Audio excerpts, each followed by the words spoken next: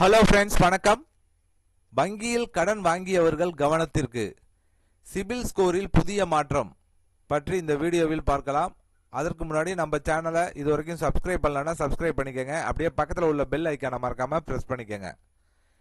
இந்தியாவில் பொதுத்துறை வங்கிகள் மற்றும் தனியார் நிதி நிறுவனங்களில் கடன் பெறுவதற்கு சிபில் ஸ்கோர் மிக முக்கியமான அளவுகோலாக பார்க்கப்படுகிறது.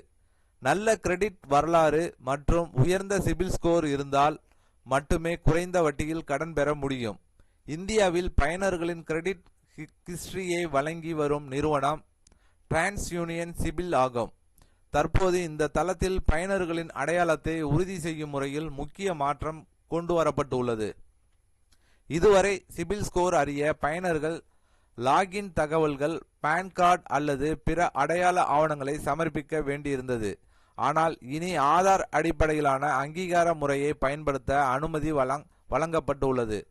மத்திய அரசின் ஒப்புதலுடன் இகேஒய்சி அல்லது எஸ்/நோ அங்கீகார வசதி மூலம் பயனர்கள் தங்களது சிபில் விவரங்களை எளிதாக பெற முடியும். பல ஆவணங்களை சமர்ப்பிக்கும் சுமையை குறைத்து சேவையை வேகமாகவும் எளிமையாகவும் மாற்றுவதே இந்த புதிய நடைமுறையின் நோக்கமாகும். அதே நேரத்தில் பயனர்களின் அனுமதி இல்லாமல் ஆதார் விவரங்களை பயன்படுத்த முடியாது என்று மத்திய அரசு தெளிவாக தெரிவித்துள்ளது. பயனரின் வெளிப்படையான ஒப்புதல் பெறப்பட்ட பிறகே ஆதார் தகவல்கள் அடையாள சரிபார்ப்பிற்காக பயன்படுத்தப்பட வேண்டும். இது கட்டாய நடைமுறை அல்ல. ஆதார் மூலம் அங்கீகாரம் பெறுவது முழுமையாக பயனரின் விருப்பம். ஆதார் விவரங்களை வழங்க மறுக்கும் உரிமையும் பயனர்களுக்கு உண்டு.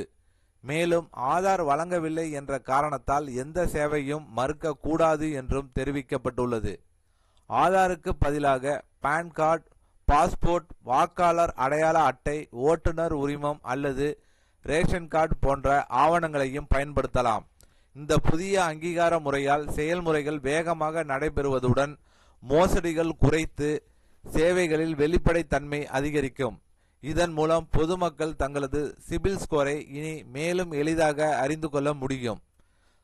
ஸோ கண்டிப்பாக இந்த வீடியோ வங்கியில் கடன் வாங்கியவர்களுக்கு ரொம்ப ஒரு பயனுள்ள தகவலாக இருக்கும். ஸோ இந்த வீடியோ பிடித்திருந்தால் லைக் பண்ணுங்க, ஷேர் பண்ணுங்க. மீண்டும் இது போன்று வேற ஒரு வீடியோவில் சந்திப்போம்.